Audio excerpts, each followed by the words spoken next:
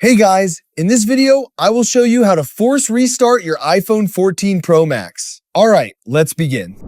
A forced restart is one of the best troubleshooting steps if your iPhone is frozen, apps keep crashing, the screen is unresponsive, or you're experiencing other software-related issues.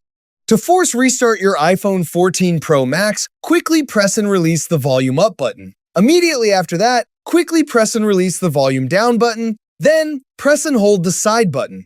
Keep holding the side button even if you see the slide to power off screen. Don't slide to turn off your iPhone. Continue holding the side button until the display goes completely black and the Apple logo appears. Once you see the Apple logo, release the side button and wait for your iPhone to finish restarting. If it doesn't work the first time, make sure you press and release the volume up and volume down buttons quickly before holding the side button. Then try again. A forced restart is completely safe and does not erase any of your personal data. So that's basically how you can force restart your iPhone 14 Pro Max. That's it for this video. Thanks.